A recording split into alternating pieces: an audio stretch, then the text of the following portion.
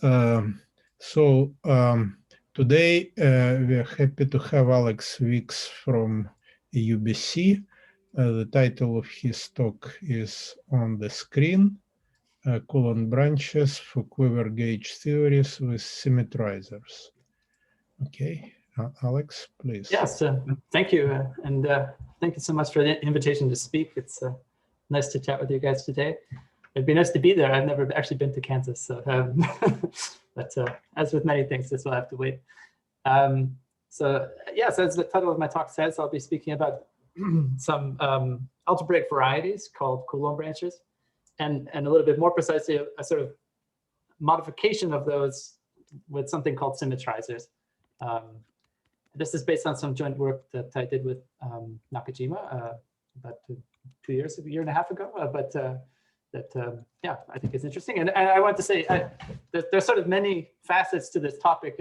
Coulomb branches are a relatively recent mathematical development, but they've already been kind of, numerous sort of parts of this that have been explored a little. And I won't touch on all of them, but I hope if you have any questions or, questions about any of the aspects, just please feel free to interrupt and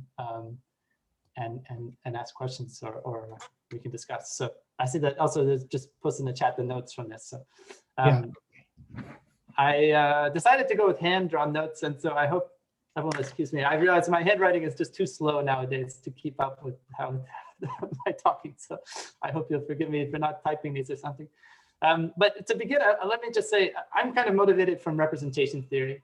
And if that's not your kind of cup of tea, that's okay. It won't be necessary for this talk, but it won't be strictly necessary. But that's the motivation I'm coming from. So the motivation really is that there are two of the key representation theoretic constructions in geometric representation theory. One of them is something called the geometric Sataki equivalence, and the other one I'll say is sort of coming from Nakajima quiver varieties. So let me just expand about that a bit. So geometric Sataki is a theory that goes back to work of Lustig and Ginsburg, and then kind of most developed by Markovits-Filonen. This is part of geometric Langlands. And here we want to take some sort of reductive group, possibly over the complex numbers. Most of this talk will be over the complex numbers. And we also kind of work with this Langlands dual. And geometric Sataki gives some sort of geometric description of the representations of the Langlands dual, which is what's on the right, has some category of sheaves, or more precisely, perverse sheaves. And as I said, there's a Langlands duality going on. So one side involves a Langlands dual, the other side does not. And what we're used here is a certain infinite dimensional space called the affine Grasmanian. So I'll kind of touch on this a little bit more later, but this is one of the motivating ideas here, is that somehow using this space called the affine Grasmanian, you can build representations of a Langlands dual. As I said, so that's one. Two are these things called Nakajima quiver varieties, sort of building upon other work on quiver varieties by Lustig and other people. That they wanted to build representations of Lie algebras, and so one way to get them is these quivers, and say we have a symmetric Kac-Moody Lie algebra G. If we use its kind of Dinkin diagram, we can build some varieties out of it, and we can get actions on things like cohomology rings. So here's some notation, which will be coming back again later, but MVW is some kind of quiver variety. And when we're summing over V, we're somehow getting weight spaces of a representation. So a lot of variations on this have been explored, starting with Nakajima's work. For example, instead of homology, you could take K-theory or other cohomology theories. But you can also take things like derived categories of coherent sheaves. It's been explored by some people, or a little bit more esoteric, but it's something called category O, studied by Webster, where we quantize this variety and look at some modules for the algebra that you get. Anyway, all of these things give categories or vector spaces where the Lie algebra acts somehow. So these are two of the motivating examples here that I kind of have in mind. And the reason that it's kind of interesting recent development is this kind of unifying picture coming from physics. Let me hide my takeaways at that. But so is that they somehow come from some common source is what we can think. And that source is some three-dimensional quantum field theory. So more precisely, it's a three-dimensional n equals to 4 quiver gauge theory. Three-dimensional because it's a three-dimensional quantum field theory. So it's something which takes 3 manifolds to numbers, etc. And n equals 4 is telling us it's somehow supersymmetric. But really, I don't know what this thing is. And maybe it's very hard to make mathematically precise. But fortunately, taking this is something physicists study, but they also take it and they associate 2 spaces to it. So on the left, we have one space called the Coulomb branch, which you can build out of this theory. On the right, we have another space called the Higgs branch. And it just so happens that for these quiver theories, what we get on the left is the affine Grasmanian, and what we get on the right is the Nakajima quiver variety. So somehow we're getting the 2 key players from my previous slide. So I said that this is a recent development, and that's because I think this has been talked about in the seminar, but I don't want to assume everyone's an expert in Coulomb branches or something. I'm going to go over them thoroughly. This is recently sort of mathematically defined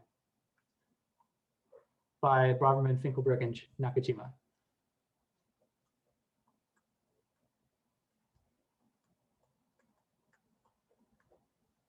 And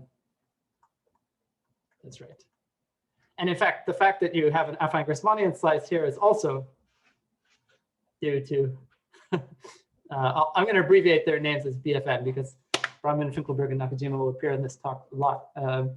So they proved both. These results, they gave a mathematical construction of the Coulomb branch. This is something that, again, it's coming from quantum field theory. It was hard to make sense of precisely, but they did.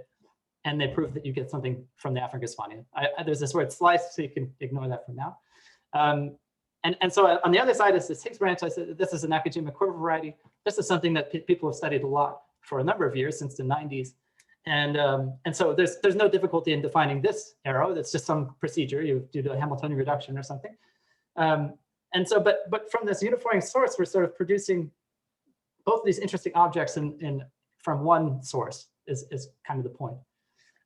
Something I'm not going to talk very much about today, but maybe is interesting to mention, is that there's also actually some relationship between these 2, which is reflecting the fact that they come from a common source. And this is mathematically is called symplectic duality.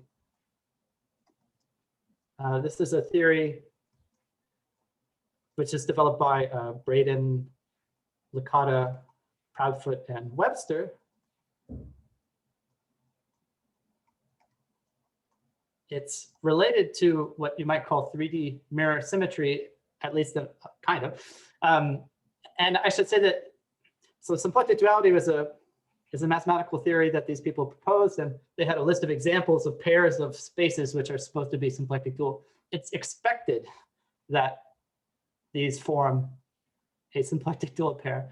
I don't believe that every property has been checked. So anyway, never mind all that. It's just to say that there's some relationship between these 2 varieties that even if we don't know anything about this gauge theory that's supposed to be in the background, we can still try to test that, its kind of descendants have inherited some of its properties or some common relationship. Yeah. Alex, this 3D mirror symmetry, I mean, since there are here people who are experts in 2D mirror symmetry, like conventional story, is there a mirror functor which in one direction maybe? Not that I know of, but maybe I just don't know it. So that's a very good question. So I was recently asked to it, and I was thinking about, is there any relationship between the 3D mirror symmetry and the 2D mirror symmetry? And this, I'm afraid, I also don't know. I guess there's some sense in which a 3D theory can have a 2D theory as the boundary, and you could ask how all these are related. I don't exactly know either. I do know one thing, which is that there's some theory T, which is what we're starting with, and there's some dual theory T, I don't know, dual, and somehow supposedly it's some sort of involution on theories, which has the property that the Coulomb branch on one side becomes the Higgs branch on the other. I don't know, sort of equal. Yeah, but anyway. Since you mentioned this quiver gauge theory, did you, or you did not? I forgot. No, you have not mentioned them yet. Sorry, my question is pretty much. No, that's okay. Okay, can I also interrupt you a little bit? So here, the setting up at least the motivation is from the symmetric Kac-Moody case, Nakajima Quiver variety. Now, in the symmetrizable case, yes. So do you know if any setting up? Yeah, that's well, you're exactly getting to where my point is. Somehow we have this. I claim this in a very nice picture, but this is only sort of symmetric, and because the quiver doesn't kind of remember this extra data that would be needed for other types. And so what I'd like to talk about today is, an attempt on the Coulomb side to tell you how to build the right, or what we believe to be the right thing, some sort of symmetrizable version of a Coulomb branch. Unfortunately, we don't have a complete picture for it, and it's not entirely clear what a complete picture would be in terms of physics.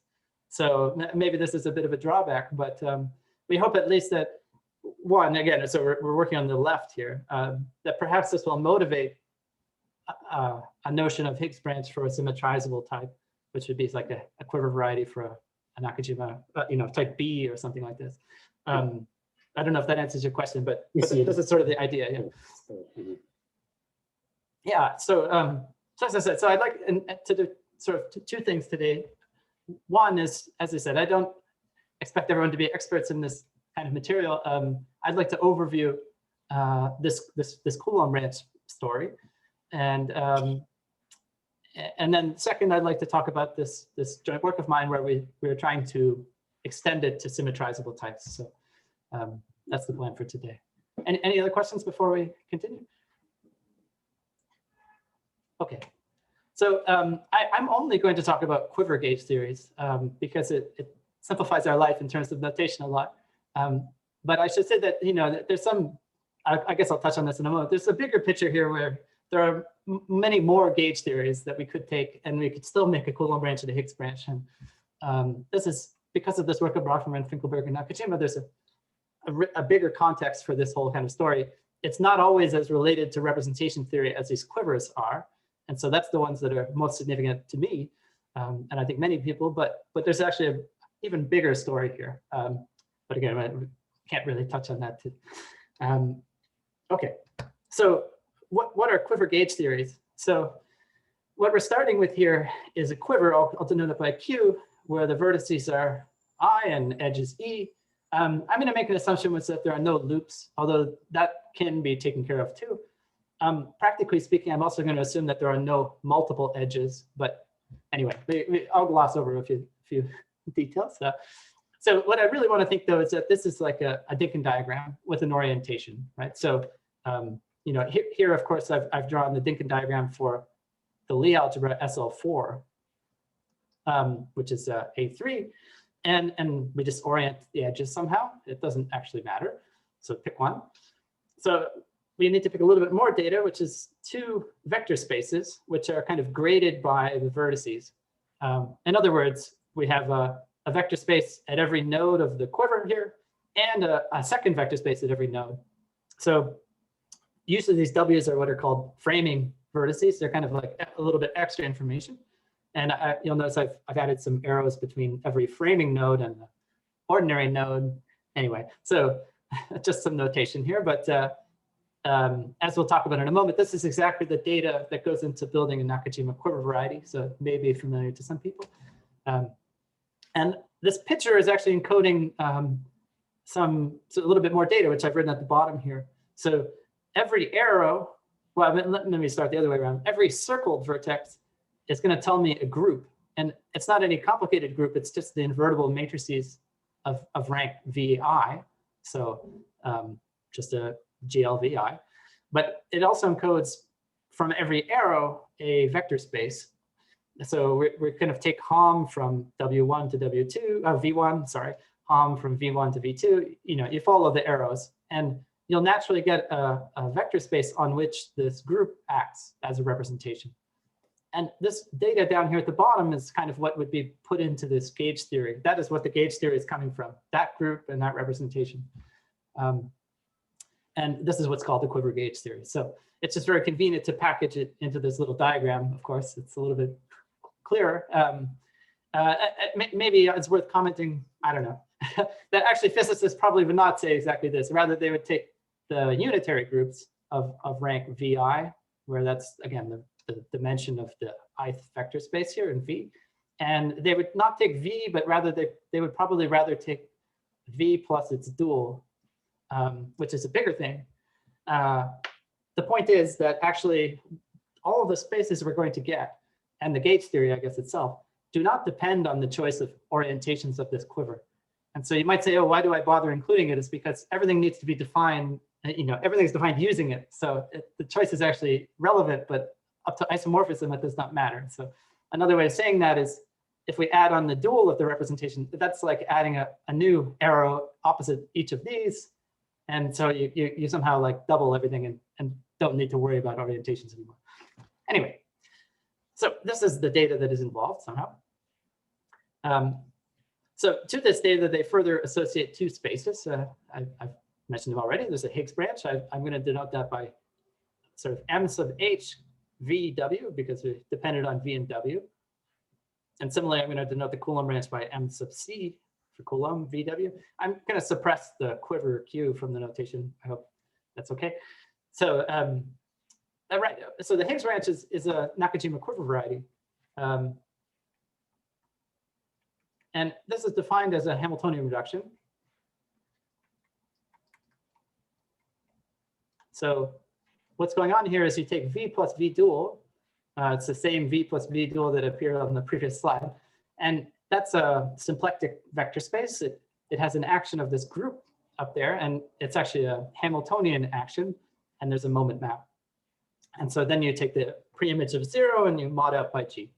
And this is some sort of GIT quotient. So very well-known construction, very well-studied construction. So this is one that we know a lot about, but what is the Coulomb branch, on the other hand? It's something a little bit more complicated. So let me get to that in a moment.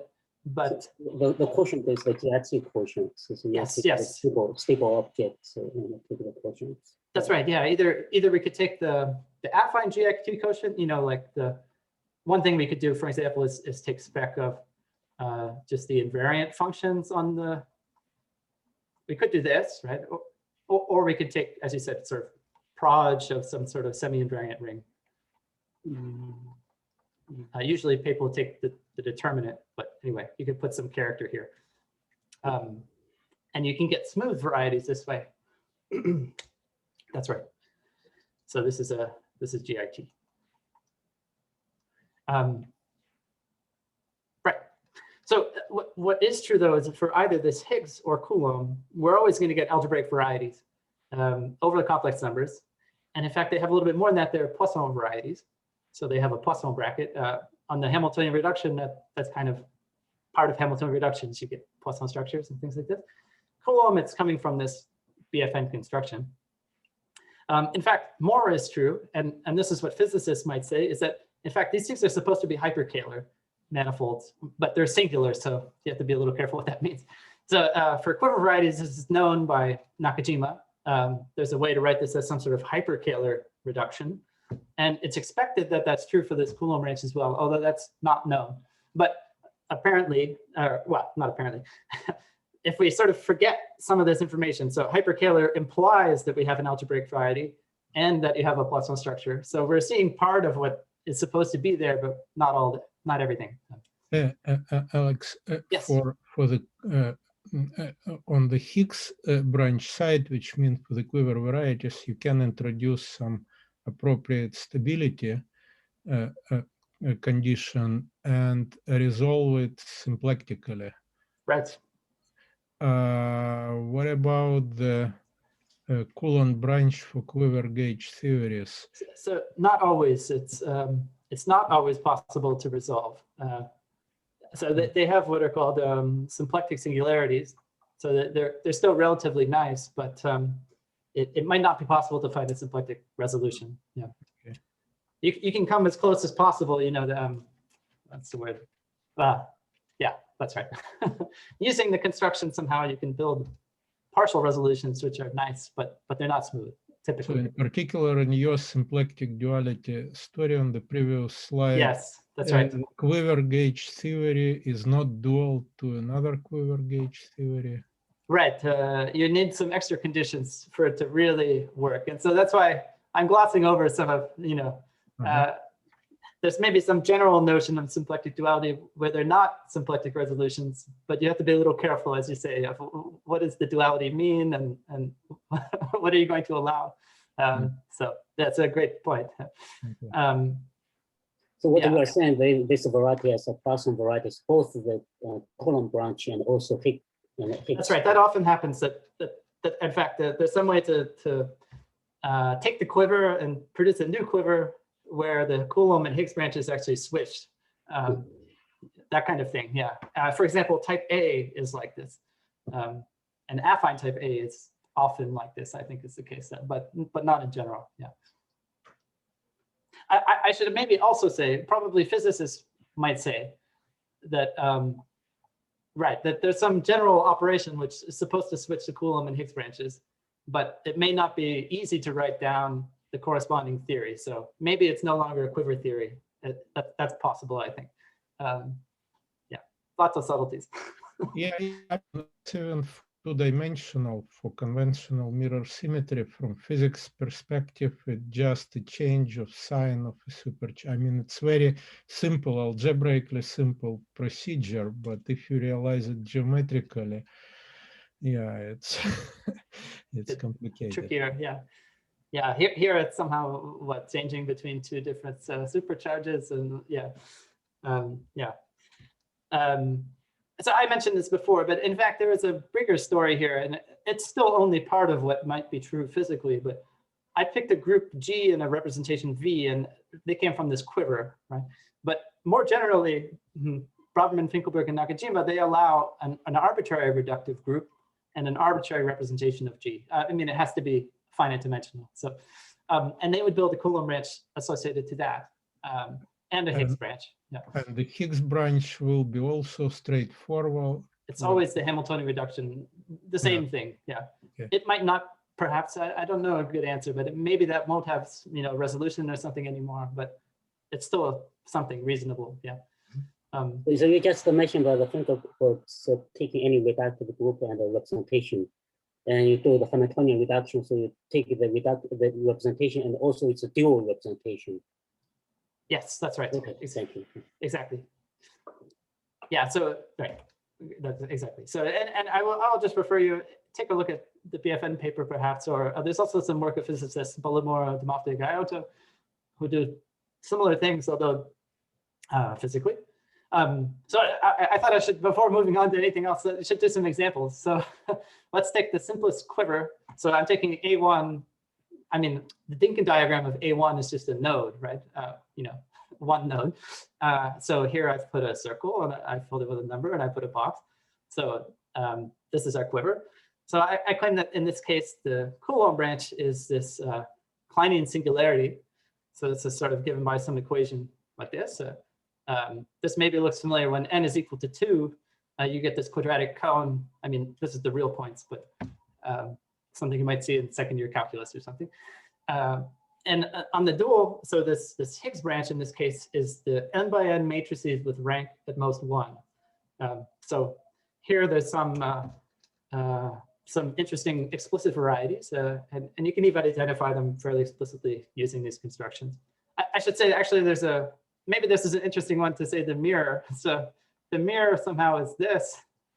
This is one of the only mirrors I know off the top of my head. But you just put a bunch of ones and something like this. So by mirror, I mean that if I wrote this theory down, now the Coulomb branch is, this Coulomb branch is this one, and the Higgs branch is this one. So they switched roles. Yeah. Here's another example. So it's slightly more complicated, but we take a n minus 1 Dinkin diagram, which would have just a bunch of nodes, n minus 1, and we put this decreasing sequence of integers, so n minus 1 all the way to 1. Then the Coulomb branch and the Higgs branch are actually equal to each other, and they're just the nilpotent cone of SLN, which is the n by n nilpotent matrices. Right. So here's a theory where actually it's self-mirror. The Higgs and Coulomb branch are actually equal. So it's a particularly interesting one. In fact, this cone would be self-mirror. You can check that if n is 2, that both of these are actually just the same thing. This rank 1 matrices, 2 by 2 rank 1 matrices are the cone here. Anyway, so some interesting examples, I think. Okay, so unfortunately, the definition of this Coulomb range is actually quite involved, and so let me try to explain. So because this will be relevant later when I try to explain even slightly, modified version with symmetrizers. So this is all going to involve the formal disk, which is this sort of spectrum of power series ring, a formal power series, and the formal punctured disk would be the spectrum of formal Laurent series. So given this V and W and the quiver, which again I've sort of suppressed, I'm going to consider a moduli of triples. So it's a lot of data, but so one thing we're supposed to do is take a vector bundle of rank VI over the formal disk for every I. So we have a bunch of vector bundles. We also have trivializations of those vector bundles, but the trivialization occurs on the formal punctured disk. So this is sort of over formal punctured disk. So you have a bundle over the disk and you trivialize it away from the origin. And you also have the data of some morphisms of vector bundles, morphisms of sheaves. I'm gonna remember anyway. Let's gloss over that. But it's a data of some map which is encoding coming from the framing. So here I have W1 to V1, and here I would have sort of Wi to EI. So here is kind of being placed as E1, and here is E2. And sorry, maybe the simpler one is there's also a map of bundles here. So it's all encoded by this quiver picture yet again. From this one to this one, a map from a trivial bundle here to this, and a map from the trivial bundle here to that. So again, all encoded by the quiver. The final requirement is simply that if we take our trivialization and we try to see what happens to these maps. So for example, we could take SI and that maps to EI. We can then use our trivialization to map to a trivial bundle, but that's only going to work over these check, over this punctured disk. You have to have this requirement that it actually extends. So a priori, that's not going to be the case. This is some sort of regularity condition that you can fill in. There's no poles somehow. So yes. Oh, yep.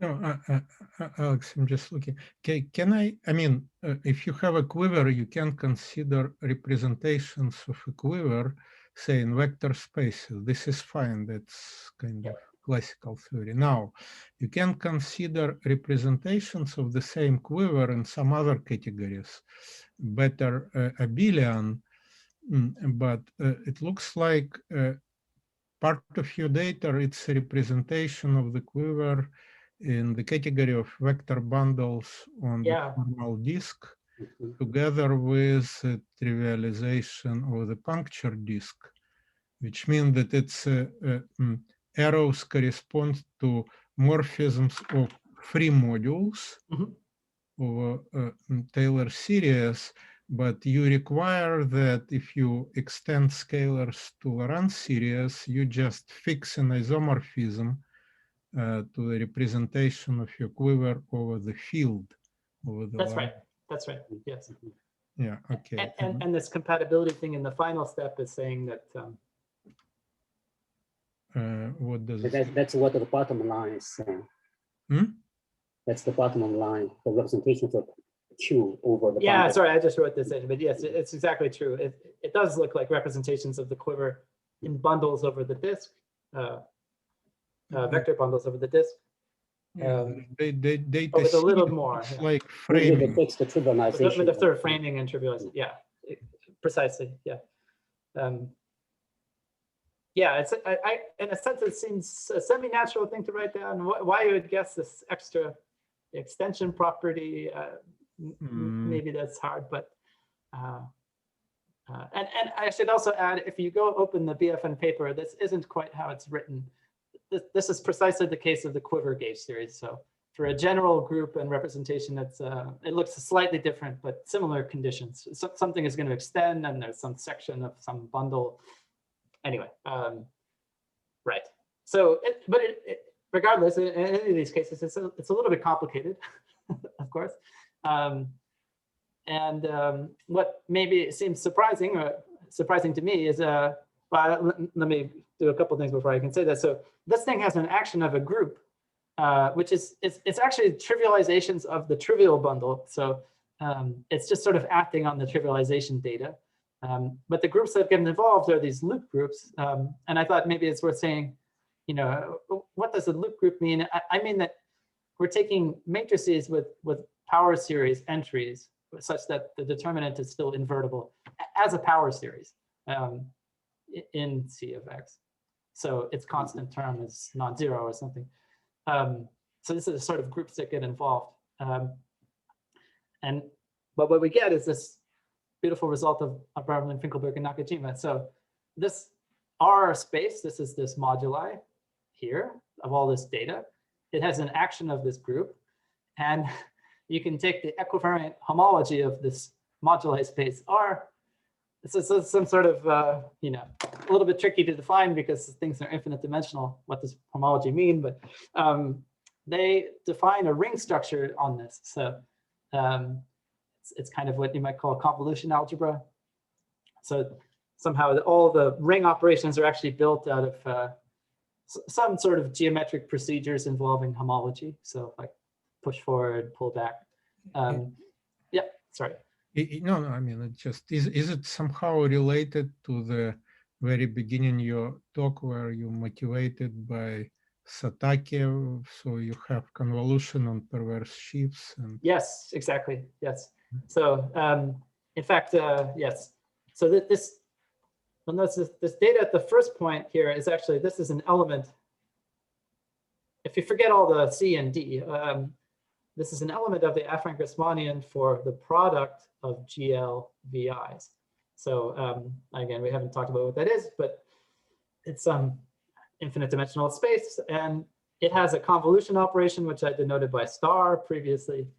And what you can do is take this moduli space R, push forward its dualizing sheaf, and then convolve that with itself. And so somehow, yes, this is exactly some sort of upgraded version of the convolution on the affine Grasmania itself from the Sataki isomorphism that's making the multiplication structure here. Yeah. So and I still have a question on the convolution product here. Are you fixing the V and the W, or yes, you add up all the V and the W's? No, here they should be fixed. Yeah, sorry. So yeah, I should have made that clear. So the convolution is on the homological parts, the homological part. That's right. It's not. That's right. You know, there's so many constructions with quivers like a Koha or Hall algebras and stuff. This one keeps them fixed, but and puts the structure on the single space. Yeah. Okay. Now, there still ends up being room for kind of like a kind of stratification or direct sum decomposition, but it has more to do with the geometry of the affine Grasmanian itself than varying the data in that way. Yeah. And so what may come as a surprise is, given all this kind of relatively complicated definition, this convolution product is actually a commutative algebra. It's actually a finitely generated algebra, and it's a domain. And so we can take its spectrum. I didn't copy this ring down here, but when I write, you know, I mean the ring, this ring, this is going to be an algebraic variety. So that is the BFN definition of the Coulomb branch. And in spite of being complicated, it has very nice properties. Many of them have to do with, you know, tricks that we might know from algebraic topology, like you know, cell decompositions of spaces or CW complexes and this kind of stuff. If you can write this space in a nice enough way, you might be able to prove something about it. This is actually an equivariant homology, so there's things like the localization theorem. Those also have applications in this definition, but I won't really touch on them. So I thought I should maybe list just a few properties. So maybe these are somewhat technical, but just to say that this is a very nice space. So it's a normal variety, so it satisfies this kind of Hartog's property. We know its dimension. It's twice the sum of the VIs, which are the dimensions of these vector spaces. It has a C star action because you have a grading on this ring. It actually has a Poisson structure, which is generically holomorphic symplectic. So there's some open locus, the smooth locus actually, where this is a singular variety, but on its smooth part, it has a symplectic form, a complex symplectic form. It also has an integrable system, which is completely integral, it's sort of half-dimensional. This means that we have a bunch of commuting Hamiltonians. So again, as nice as possible. And finally, just a physical thing is that this thing has a Hilbert series, which was given by some formula in physics called the Monopole Formula. In fact, as I understand it, this Monopole Formula is from about 2014, work of Hanani and his co-authors. And this is what partly motivated Nakajima to define this whole construction in the first place. It's this R space here, this complicated space, is kind of built so that its Hilbert series is precisely what you would expect, or it's Poincare polynomial. And I put in my own result here, but so it was asked earlier, do these have symplectic resolutions? And they don't necessarily, but they do have symplectic singularities. So they're still not so bad. I'm still curious on this Poisson structure. Yes. On this Braverman-Finkelberg homology. Is that just the general theory from Braverman homology, or because of the very specific construction of RVW? So it's a very specific construction. I would say essentially what we're doing is you can add in a loop rotation here. So, everything was built on a formal disk, and you can sort of imagine, if this is our formal disk, that the loop is just rotating it. And so you can add equivariance in. And what you'll get now is no longer commutative. It's non-commutative, but it's actually a deformation. And that was what provides the Poisson structure. So yeah, it's a very good question. It's something very specific to what's going on here that we're using. That's right. Some of the properties are not, like the Hilbert series is somehow just the Poincare polynomial of this moduli space. The integrable system is coming from the equivariant of cohomology of a point somehow. So this is something, kind of canonical involved in this construction, but the Poisson structure is definitely a special property. Yeah. Okay. So now that we've kind of touched on what this space is, I wanted to turn back to representation theory, as I talked about at the beginning, and tell you briefly about what this affine Grasmanian, how it appears. And this is a little confusing because we just talked about how this moduli space itself uses the affine Grasmanian of this group, which is a product of general linear groups. So I said that this data here is the affine Grasmanian, but actually what we'll see is a different affine Grasmanian is going to come out the end. And the affine Grasmanian that comes out the other side is coming from the quiver. Well, they're both coming from the quiver, but the Dinkin diagram of the quiver is the one that we want. So yeah, it's a little confusing. There are several appearances of the affine Grasmanian and they're not related. So we have our quiver Q. So again, Q might be like this orientation of this is SL4 diagram. So here's our Dinkin diagram. This could be Q. So there's an associated Lie algebra G sub Q. So that's what I mean by this here. This would be SL4, as opposed to something where we remember dimensions or something like that. And at least if we're talking about a finite type Dinkin diagram, then there's also some group G associated to it. The data of the V and W doesn't get forgotten though. It gets remembered as co-weights of this group. And again, I've written some Lie theory notation. These are fundamental co-weights, and this is the co-roots. But again, somehow we're converting the V and W into representation theory data. And so the other theorem of BFN is that if we take an orientation of a finite ADE quiver, then this Coulomb branch is what's called an affine Grasmanian slice for G. And again, it's sort of GQ. And I put it in quotations, generalize, and I'm not going to touch on this, but in general, there's some slightly different thing that goes in. So so I just want to get a feeling about the co-weights here. This is the homomorphism from GM to G, right? That's right. So these are encoding maps from precisely from GM to G. That's what lambda and mu are. That's very relevant to the affine Grassmannian because the affine Grassmannian is something about maps from a formal disk to G. And so co-weights are naturally going to give you such things. So co-weights are kind of a natural thing from the point of view of the affine Grassmannian. So the affine Grassmannian is like roughly something about the punctured disk to G, mod the ordinary disk to G, as we'll see in a second. So anyway, that's right. And sorry, I glossed over, but lambda and mu are appearing here in this data. So this W, I don't know where this notation comes from. I'm just following BFM here. So what is this? So very briefly in a slide. So we have our group G sort of from the quiver again. I'll stop writing it for a moment. And we take this loops into G, and we take polynomial power series into G. As I was just explaining, that this is really like maps from a punctured disk into the group modulo maps from the formal disk into the group. And so that's precisely what these are. It's a sort of homogeneous space, but infinite dimensional. And as was pointed out, these co-weights, lambda and mu, you can think of these as points in the affine Grassmannian, actually. So I said that here that the orbits are labeled by the co-weights, but that's because lambda and mu naturally give you points in here, and you just take the orbit of that point.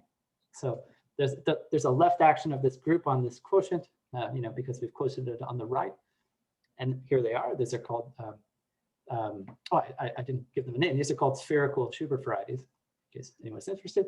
So that terminology may sound familiar if you know about finite dimensional flag varieties, and that's because this is somehow analogous. But it's confuses, because if I think about Grassmannian as an analog of the usual flag variety, the orbit without the closure, it's rather Schubert cell. That's right. Yes. Yeah, and here I'd like to put cell, but as you know, this orbit is not an affine space. It's not a cell. So maybe I could say Schubert orbit. Yeah, I know that people call it Schubert variety, but the Schubert variety is the closure of the Schubert cell. Yes, that's right. So Schubert variety is what's appearing here. Lambda mu is the Schubert cell, right? So right. It's conflict of terminology because it's different from finite dimensional story. That's right. This is more like an orbit of a parabolic group instead of the Borel, right? Yeah, that's right. That's right. So, so what is this? Now that we have this little bit of notation, what is this W lambda mu thing? It's a transverse slice to one of these orbits inside the closure of another one. So you sort of have a larger closure, like here's maybe Gur lambda bar, and a smaller orbit here appears inside it, Gur lower mu, and the space, this slice is something transverse. So it's just sort of like this, if you like. That's kind of the picture, and I've drawn it here. It's sort of locally, this big orbit is approximately the product of these two pieces. So that's where these are coming from. To keep the terminology from finite dimensionals going, this would be like a Richardson variety, but that's right. And so this only happens when mu is dominant. Well, this doesn't really matter, but there's something more general called the generalized slice, which agrees with this in the dominant case. So, do you require mu to lie under lambda for this? Yes, that's right. So lambda should be precisely. You should have this closure relation. Sorry, that's the ordinary case. Yeah, we need that lambda is greater or equal to mu and lambda is dominant. But mu need not be dominant. And that's when this generalized word matters more. Yeah, great question. And you can see that actually the way that I built lambda and mu here, that was kind of built into the definition automatically because I subtracted something off of lambda, right? So by definition, this mu would be less or equal to lambda. But certainly here we should want that too. Yeah. Okay, how are we doing? So just in the slides you mentioned about the BFN's theorem, that the Coulomb branch is exactly the closure of this. That's right. Okay. That's right. So somehow this Coulomb construction with all this quiver data and moduli spaces, etc., is just producing this finite dimensional transverse slice here, which is some affine algebraic variety. And as we said, this is what I was alluding to. There are two different affine Grasmanians that are playing a role here. One of them is G from the quiver, right? So G could be SL4, for example. The other one is the one that's used in the definition of the Coulomb branch, which is some much larger affine Grasmanian, probably, for some product of general linear groups. So there's somehow both appearing, and it's not entirely clear to me why. Right. So I'm still kind of a puzzled in this. We have a mu and lambda, and corresponding to the Coulomb branch. Coulomb branch was giving a V and a W. That's right. So what is the correspondence? Oh, I believe V is the difference of the mu minus. That's right. So W is like the highest weight lambda, and mu is like a weight space. So there's sort of the difference between the two is V. So lambda is W, lambda minus mu is V. That's right. And maybe I should have said, so here is one of these examples. So geometric Sataki tells us that if you take a spherical Hilbert variety and take its intersection cohomology, you get a representation of the Langland's dual group, this V lambda. So lambda is like a highest weight, or I guess co-weight. Langland's dual. This is the highest weight for G. G dual, yeah. Yes, and inside that there will be weight spaces. I can pick one of them and call that mu. That is the intersection homology of this slice. And so that's how this sort of relation to representation theory really takes off. That's right. And this is maybe not quite right if mu is not dominant, but this is too many tangents, I think. Sorry, question? Yeah, I'm sorry if you have already said it, but what exactly is the relationship between the closure of Grasmanian lambda and the direct product? So this double wavy line, is it? Here. Yeah. Oh, sorry. I should be more precise. So actually, it just sits inside as an open. Okay. Yeah. Okay. Yeah. Sorry, it's actually an algebraic product. Dense open subset. Yeah, you can do some sort of group theory construction, which will produce an open for you, and it's like taking the big cell intersected with your slice or something. I forget off the top of my head, but yeah, it is true like locally, formally that they're a product, but actually it's true in the Zariski topology as well. Yeah.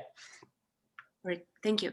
Sure. Yeah, of course. So maybe this helps clarify, or maybe not. But I thought let's just talk about an example. Here's a representation of SL3. SL3 is its own Langland's dual. So I'm going to stop writing co-weights. I'll just write weights and things. So the adjoint representation has weight spaces that look like this, right? Here we have the roots, and we have the cartan. That would be two-dimensional, but I'm ignoring that. And we have the negative roots. The highest weight is the highest root. And you can write that as a sum of the two fundamental weights. So the fact that it's a 1 here and a 1 here tells us that we should put a 1 on this quiver on the right and a 1 there. So if this was 2, it would be 2. If it was 1, So the highest weight is encoding the W. So W is C. W1 and W2 are both C. And then we're going to vary the V. And by varying the V, we will get all the different weight spaces. So initially, we're starting at the highest weight. That means that mu is equal to lambda. So remember that, so I guess I could write this. Lambda is like W. Lambda minus mu is like V. So every time we go down here, we're going to make V bigger, if you think that through. And so you'll increase these dimensions by 1, and eventually you'll get to 2, 2, something like this. So this is kind of a bunch of quivers that gives you the adjoint for SL3.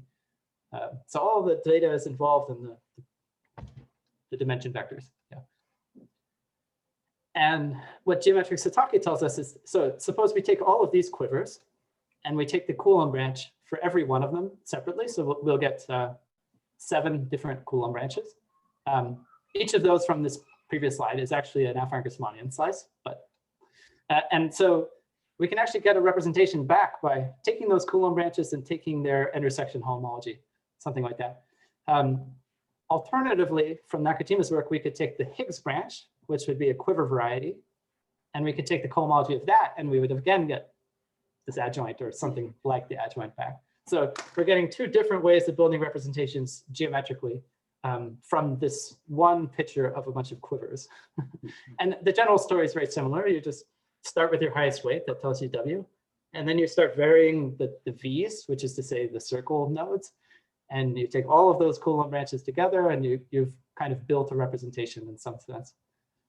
Yeah, if that sort of makes sense. Are there any questions?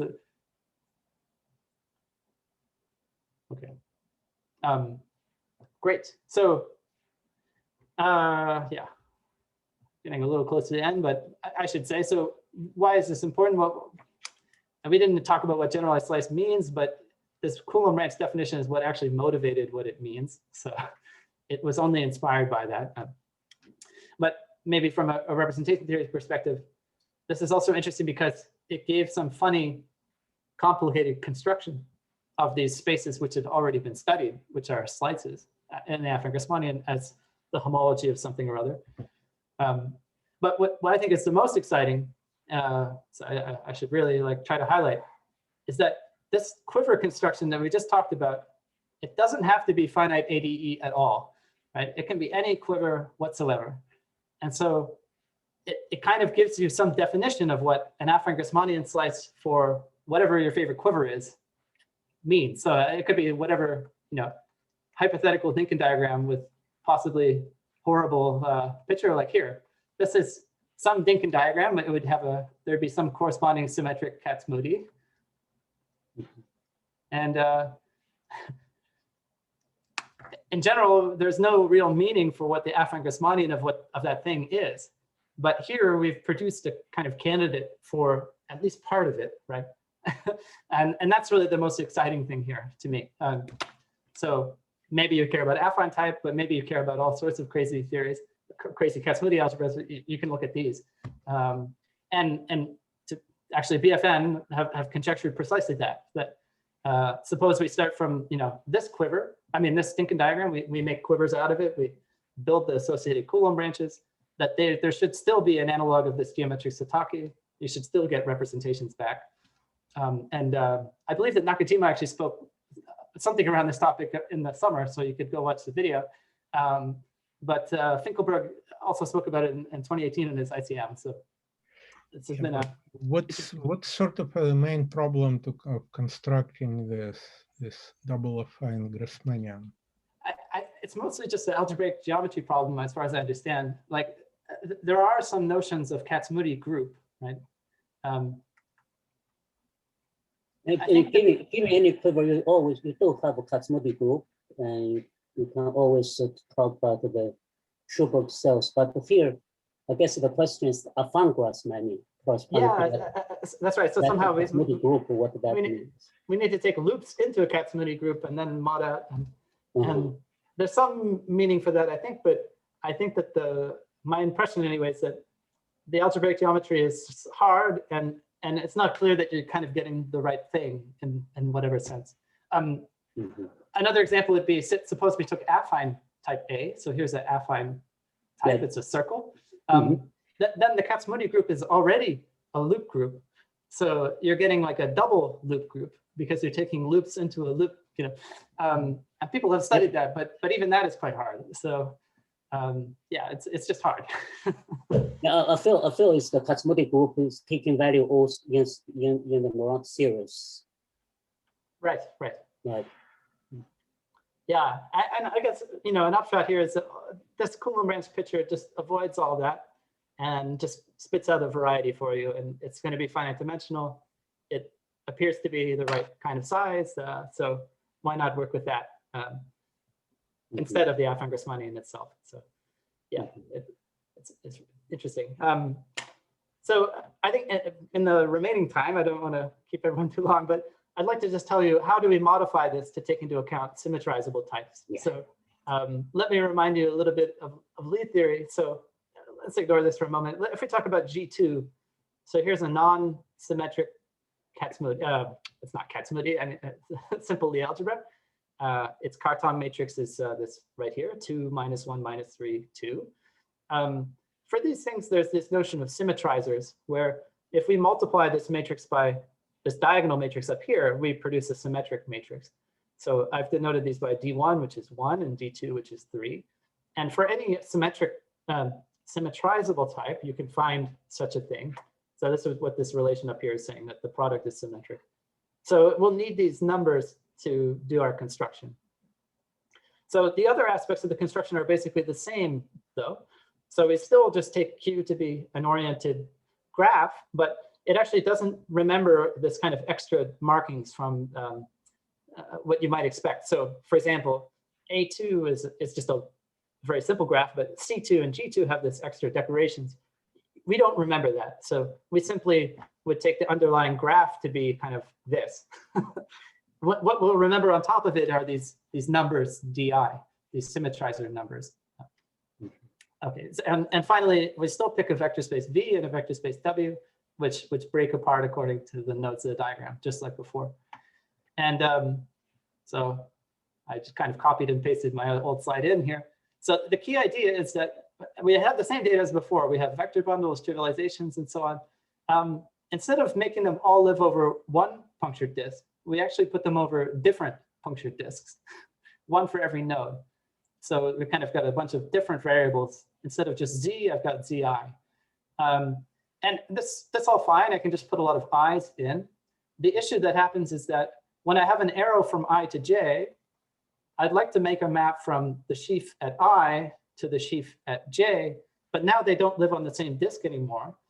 And so what we do is kind of introduce a cover between them. So here's my DI and DJ, and I'm going to do some sort of pullback to a common cover. And well, the degrees of the covering maps here are kind of coming from the Cartan matrix in some way. So these symmetrizers get used, and you have to divide by a GCD.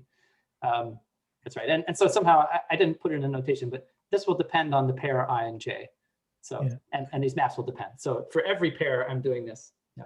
I think there was similar idea by, I think, Leclerc with collaborators, where they wanted to construct a cluster, well, first, exactly, yes. And then cluster categories probably, but in the beginning cluster for symmetrizable. They also put some rings, nilpotent rings instead of vector spaces at each vertex, something like that. That's right. Yeah, and that was actually one of the inspirations for our work here. It's just if you kind of, instead of taking nilpotent rings, kind of take the limit to be power series, okay. you get these things. So I mean, I said coverings of disks. That seems kind of abstract. This is something like the inclusion of, like, you know, if I take power series, I can look at the power series where all the powers are 2, for example, only even powers. This would give a double cover of a disk, and that's how you build these things. So, yeah. this is called a valued quiver. Yes, exactly. It's a valued quiver. Yes, thank you. Valued quiver, and here is the kind of what you're doing here is look at the representation on the formal disk, and I'll call this also modulation over the formal disk over finite field. You look at the finite field expression, which the two of them on the 2 different vertices that will merge together. I was going to say this. So this was the other inspiration here, was this theory of modulated graphs of Ringel and other people, where you take quivers with like field extensions, and the field extension you can look at is like, you know, something like this. Okay. Yes. You have field extensions of Laurent series. Of course, they're not algebraically closed, etc. But yeah, I don't know what that theory would look like, but maybe it's interesting. Somehow this is roughly what we're doing, but you know, with this extra, there's still supposed to be this extension property, which I won't state again, but anyway. So let me wrap up. I mean, basically, we do the same thing as this BFN did originally, except now the equivariance needs to be, you know, one disk at a time. You have separate disks, but anyway. This algebra still has a convolution product defined in much the same way, which somehow related to the Sataki category and so on. It's still associative, commutative, finitely generated. That whole list of properties I said basically all carries over. It's you know, normal, dimension, blah, blah, blah. All this stuff is true. and we define the Coulomb branch to be the spectrum of this.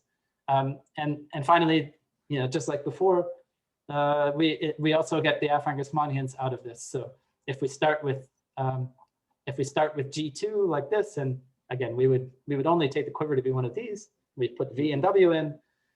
We again get an affine Grasmanian slice, but now it's for type G2. So somehow remarkably, just this covering property is enough to do this. So it's a relatively simple modification, but everything still works, which is I was very surprised anyway. Finally, I guess I have an example, but it's actually possible to compute some of these things, and you get some interesting quotients like C4 mod Z2.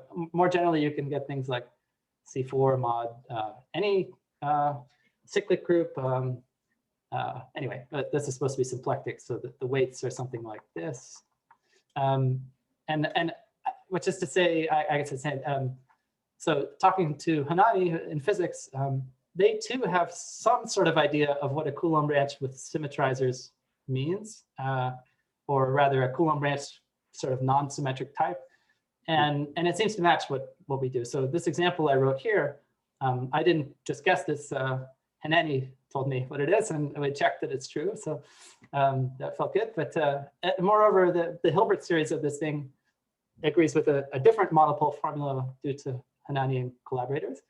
Oh, I'm sorry, I'm going over, but so just a few things which maybe are predictable by now, but we expect that this geometric Sataki still works, that you take the quiver, you make the Coulomb branch, you get representations of, now it really matters that it's the Langlands dual, and that this should be true for Kac-Moody types. That's our hope. And not just symmetric, but symmetrizable. That's one point. Second, which is very speculative, but we talked about this at the beginning already.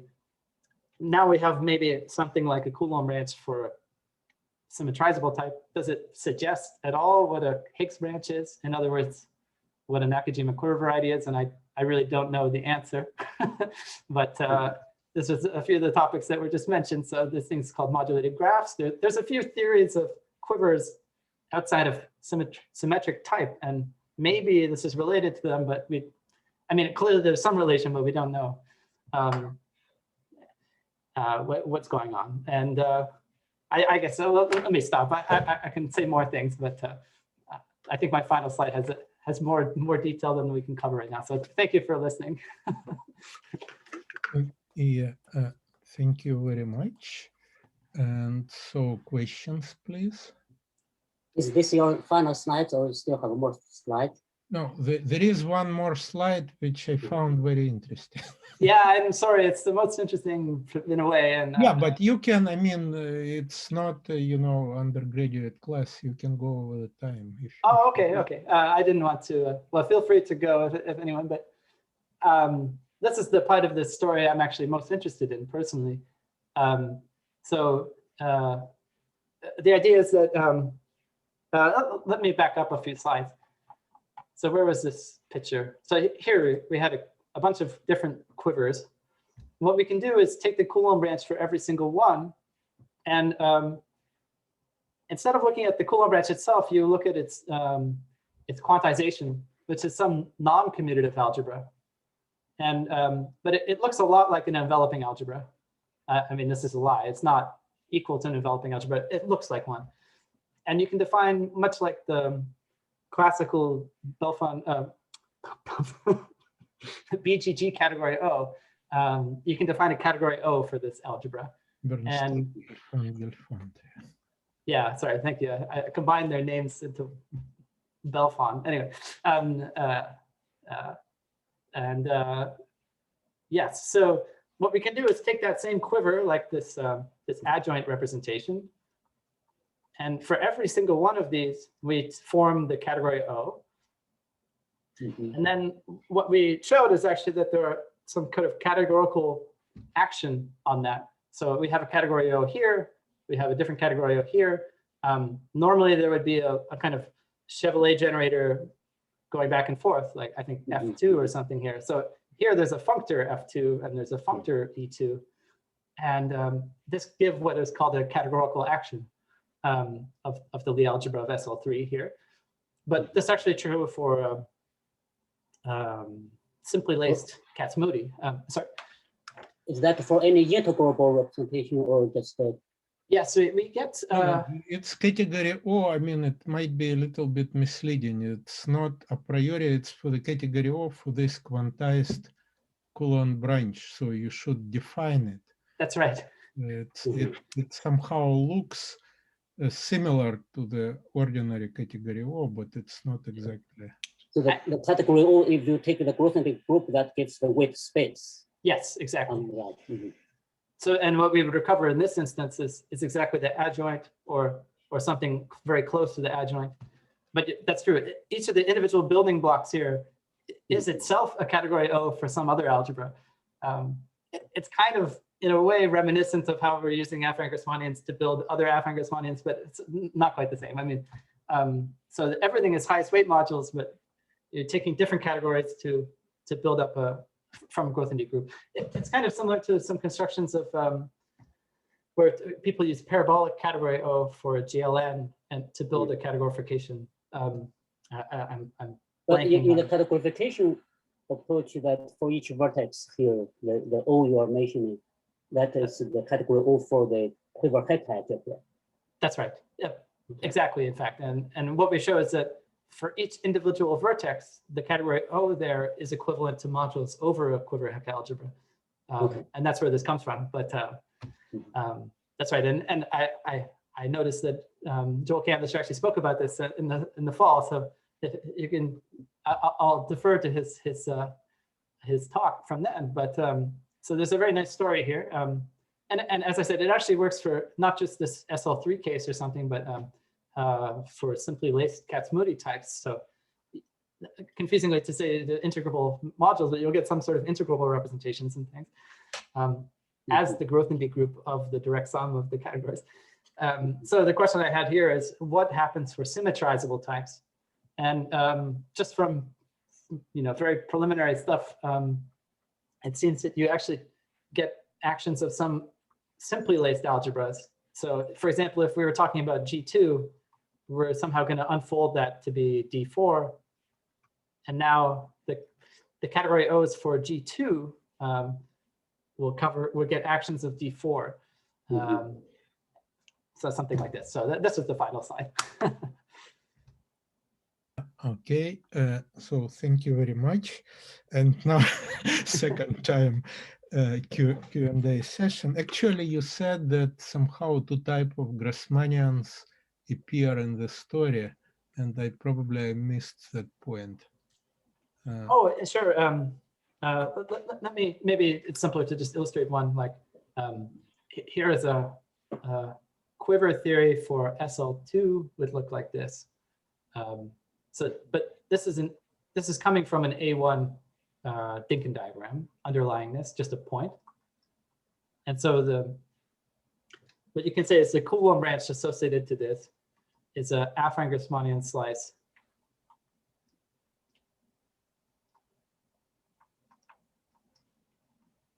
for the group SL2, or actually it should be PGL2, but let's just ignore that. So this kind of lives inside the affine Grassmannian of SL2 or something. But on the other hand, what I meant is that the Coulomb branch construction, the Coulomb branch is the spectrum of something or other. And this thing is built using the affine Grassmannian of the group here, GLK. Yeah, but you said that they appear in the same story, or maybe I misunderstood you. No, I guess I didn't clarify. I've had this, so often I've given talks related to this topic and people have asked if it's the same affine Grassmannian that appears, and I was hoping to rectify that, but I don't think I did a good job. So what I mean is an affine Grassmannian appears in the construction of the Coulomb branch, but it also happens that the Coulomb branch is living in the affine Grassmannian of something else. So this affine Grassmannian down here of GLK is kind of just a intermediary building block or something. It's only kind of hidden in the background. What we're getting is something inside SL2. Okay, and I have also a couple of questions. This construction, BFN construction, it looks like sort of a local story of some global story, because you consider representations of quivers on the formal disk, and like it's tempting to replace it by a global curve. Is there such a story, and what does it give? Yeah, yes, I believe so. So you, as I said, you can take essentially the valence and Drinfeld Grassmannian. I mean, instead of taking vector bundles on the formal disk, take them on a curve and trivialize away from some points. And sorry, maybe I can go up to. Yeah, but is it? I mean, what do you get? You in order to define the Coulomb branch, you work with formal disk. If you work with a global curve and Belenson-Drinfeld Grassmannian, so what is it? I think the expectation is you get some sort of factorization algebra. Okay. And I don't know this for sure, but I'll speculate if I remember correctly. So somehow this 3D theory is supposed to have a two-dimensional conformal boundary theory. And so there should be some vertex algebra, some sort of chiral algebra there. And I think that this is somehow related, but I don't know. What you described, though, of putting it on a curve, a global curve, is kind of outlined in an appendix to one of the BFN papers. There's an appendix of one of their papers which is written by Gus Lonergan. This is inside one of the BFN papers. I think it's like ring objects in the Sataki category, something like this. But I don't think it's explained what it will do, but some discussion of this. Yeah, and you mentioned kind of a mirror symplectic duality for quiver gauge theories, and if you add symmetrizers, does it? No, it's a great question. I don't know. We know that many of these Coulomb branches that we get, for example, this one, they still have symplectic singularities, and so you can hope that they fit into this symplectic duality game, but I don't know offhand. In fact, I'd say I don't know of any examples, unfortunately, but this is sort of the goal. Is that possible, or in general, or in some limited situation? I don't know. Yeah. Maybe, by the way, Hanani, I mean, physicists should know, because they, okay. Yeah. I guess it's related to, sorry to interrupt, but I guess it's related to writing, can you write this variety as a Hamiltonian reduction of a vector space plus its dual? If you can, then it's a Higgs branch. You can try to do this mirror stuff, but I don't know. Yeah, also, it's final question. You mentioned Nakajima's talk at the M seminar. Yes, indeed. He gave a talk and he spoke, among other things, about the bow varieties. So yes. How they appear. Oh, yes. Yeah. As we said, it's such a rich theory that it's hard. So in affine type A, then all Coulomb branches, sort of, there's a set of these. These are all inside bow varieties. And so are all Higgs branches. So I don't know, somehow this bow variety, every Coulomb branch of affine type A is a bow variety, and so is every affine Nakajima quiver variety, affine type A.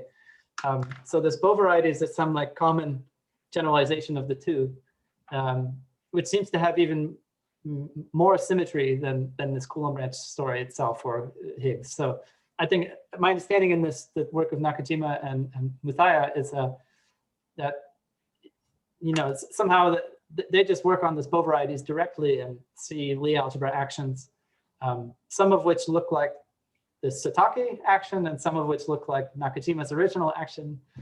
And it seems very beautiful. But this is also supposed to be related to Sataki. So somehow, as I said, somehow you'll have Sataki acting here, and you'll have like a quiver action as well. And there should be some upgrade of symplectic duality which involves. Yeah, somehow Bow varieties with the mirror Bow variety. I think they have these pictures with circles and crosses, and I believe the mirror is like exchanging circles and crosses. Yeah. Okay. Yeah. Okay. And it's also supposed to be related to the GLN GLK duality. Like one of these actions is like GLN and one is GLK, and switching them exchanges the two. Yeah, it's or level rank duality. Sorry. Yeah, very, very beautiful stuff. Yeah. Yeah. All right. So more questions? Well, let me actually ask the first. I want to get a feeling of this RVT, especially the homology group, the Coulomb homology. Do you have any example why that's getting very large with the? I mean, it's a graded algebra. Am I right? Under the convolution products. This one here, yes. Let's see if there's a good. Well, I mean, there's a very silly example, which is maybe not very interesting, but if you take the this picture, which is to say there's no framing. In fact, there's no arrows, right? So here, what we would be looking at is the what is it? Sorry, GL1 of Z equivariant cohomology of the affine Grasmanian of GL1. Okay. But the affine Grasmanian of GL1, at least from a topological point of view, it's just a bunch of points. It looks like the integers. Okay. It looks like a copy of Z. I mean, they're sort of fat points. So, but you know, we're taking homology, we don't see that. And so this ring is going to look like. It's a polynomial algebra. Yeah, that's right. And somehow GL1, well, you can forget the loop. Again, it's only up to homotopy, so it's just like C star, and here's C star. And yeah, you get a direct sum of the equivariant cohomology of a point. Oh, I'm putting crosses the wrong spot. Of the class of sort of like the integer n. And so this is actually that gives the polynomial algebra. Yeah, it's a polynomial ring, but also n is in the integers. And so what this is like functions on C cross C star. And somehow the functions on C is precisely this ring. This is just a polynomial ring in one variable. But here we should see Laurent polynomials, and those are precisely the n. So like, how to write it more explicitly? I guess this is like. No, it's exactly as you're right. So n corresponds to z in the power. Yeah. Yeah. So somehow c of x is this part, and this is like y to the power n. And you can check that the convolution, you know, takes n plus k to, I mean, n times k to n plus k and so on. So it really is the Coulomb branch here is just what you could say is the cotangent bundle of C star or C cross C star. But once you start involving the representation in what you'll start to see, for example, if we do like 1, it becomes more complicated. I mean, every one of these fibers will look like it will look like power series. I would say O, but you'll see some sort of power series going off here, power series here. But you get a funny behavior that, and I'll probably get the sign wrong, but in one of the two directions, so at every node here, what we're seeing is like power series, whoops. That's true going to the left, but going to the right, it's no longer true. Rather, we see like Z times power series. And again, I might have the sign wrong. This extra Z is precisely this regularity condition that a certain map is supposed to extend. So again, I may have the signs wrong. Maybe it should be Z here, because then Z inverse will cancel the Z. Let's say it's that. I don't know. So in one direction, you have power series. The other direction, you have sort of smaller and smaller parts of power series where the integer will tell you what it should be. So, and you might say, I don't know, how does this how does this look right? What I can tell you is that their homology is defined in such a way that, I mean, we want to take kind of the Barreau-Moore homology of power series. That doesn't, there is some well-defined way of doing this. This is what's called a placid in scheme, and so there's some general theory, but essentially what matters is what is the codimension of the thing you're looking at. So for example, we have like this sitting inside the full power series ring.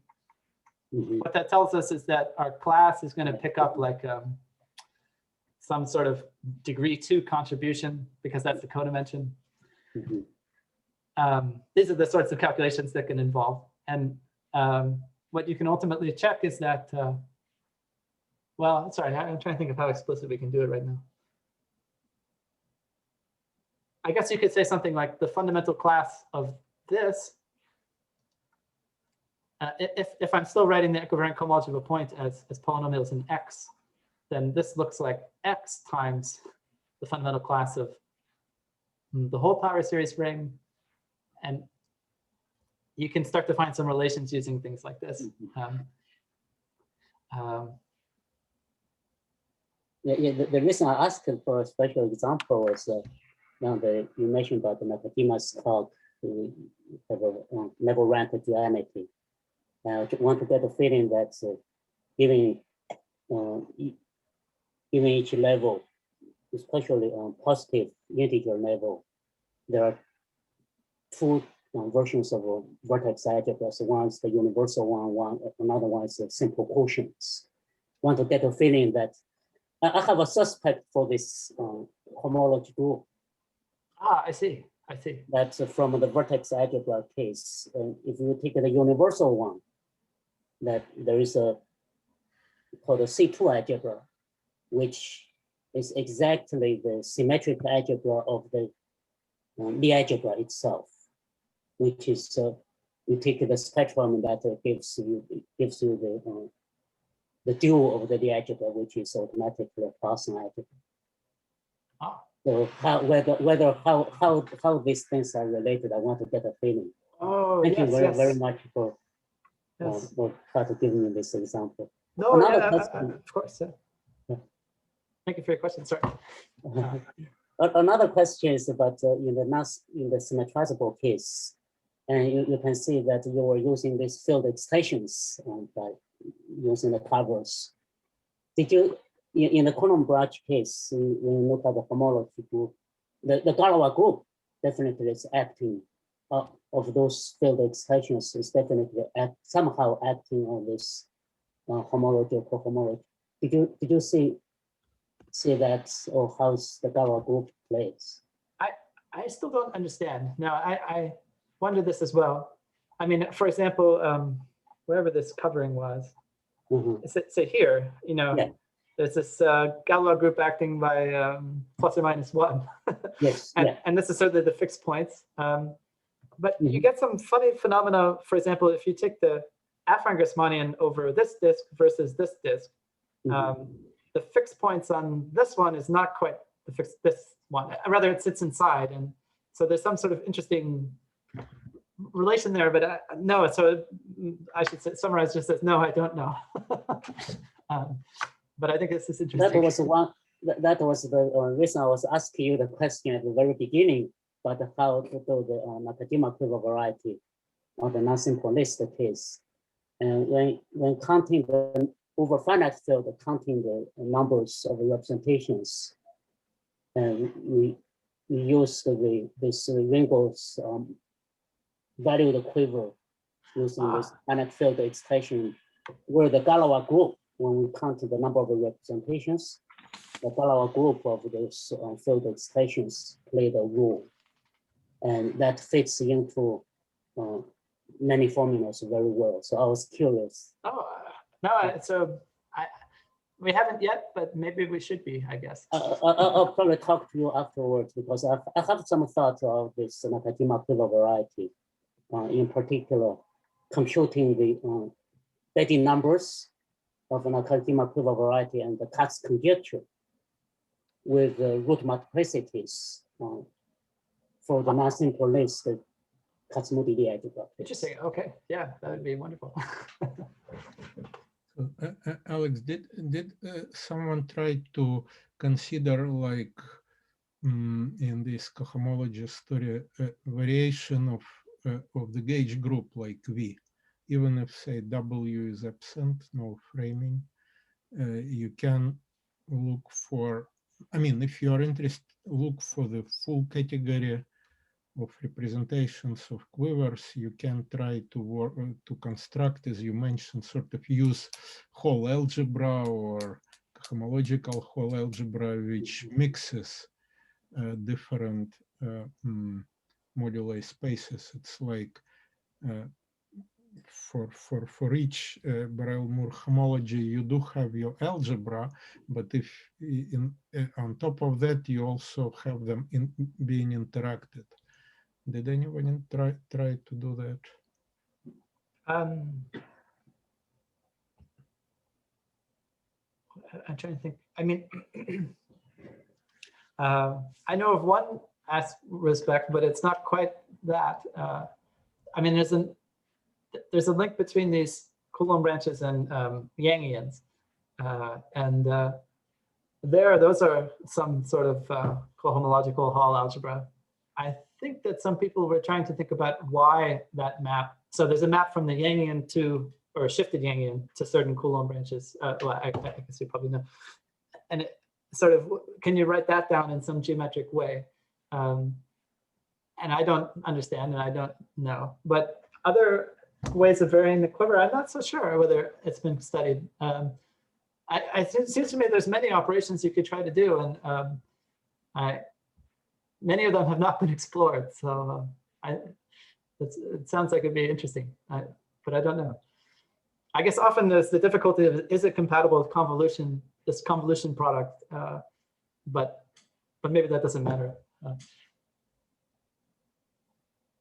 Okay. More questions?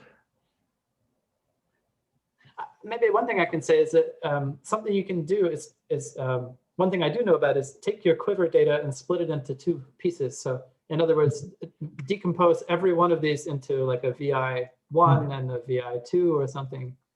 And similarly here. And then in fact, there's some sort of product which takes the Coulomb branches for this data times this data to the whole. So, and this is kind of related to multiplication of the loop group. But that's maybe basically what I am saying. It replaces a direct sum by the sort of extension when you consider representation. So you can not just split your representation into the sum of two, but consider more complicated things. All right. Okay. Okay. Yeah. That's very natural, but okay. All right. And you said that loops do not present a problem if you allow loops in your quivers or oriented cycles. That's right. Yeah. And in fact, I mean, you get some very interesting varieties this way too. Like, I mean, one is probably familiar looking, you know, the sort of Jordan quiver setup. Yes. Yes. And in fact, so this is somehow half of the ADHM quiver, right? Because I haven't doubled it. But in fact, the Coulomb branch of this one is also the Hilbert, I mean, well, the symmetric power of C2. I think more generally, if you put yeah, you have to resolve. In this case, it does admit a resolution. Yeah. And for example, if you put M in, you get a symmetric power of the Kleinian singularity M. So somehow adding a loop has some effect of often making some quotient by the Weil group appear. So loops certainly can be put in, and it seems just as natural as the rest of the story. What they mean from a representation theory point of view, well, I suppose they're not quite Kac-Moody groups or something, but you're getting interesting spaces certainly. familiar spaces even. So. And in order to define this category O in general, do you need to have a resolution of singularity? Do you need to have something smooth? No, the really thing that we need is like a graded algebra. So, you know, we're taking a non-commutative algebra A with a grading A n or something, n and z, z. I forget, I haven't counted. And category O would be like modules where the A greater or equal to 0 is locally finite. Mm-hmm. So you're really looking for gradings, and somehow those gradings are it's not the homological grading, rather it's coming from direction. No, not from cis direction. Do you have another cis direction? Yeah, it comes from the component group of the affine Grasmanian here. So, you know, the affine Grasmanian of GLN, it breaks into connected components labeled by the integers. That is a grading. And so somehow like each of these is just the piece supported, I guess, sorry, n was maybe bad here, but k would be the classes supported on the affine Grasmanian of GLN, but you know, the sort of kth power of the components. Yeah, and so in general, these quivers have like a multi-grading by a product of component groups. So in other words, you have a torus action. And so you're taking some co-character of that torus, and that's what's defining category O. So in fact, in a sense, the quiver situation is really ideal for defining that because you have these component groups that are interesting. Yeah. Okay. But you don't need a resolution necessarily. It can just be some symplectic structure in this. Yeah, that's right. There's some non-commutative algebra, you know, a deformation quantization of some space plus a C-star action. More questions? Well, if not, thanks again for a wonderful talk. Can you email your final notes? Oh, sure. So, I don't know. Well, does anyone still want to look at these? It's yeah, why not? I mean, mess. yes, it's certainly useful. I mean, oh, that's good. Yeah, of course. I'll send them over. Yeah, I'm happy to. Thank you for listening. Yeah, it's a lot of fun. sure.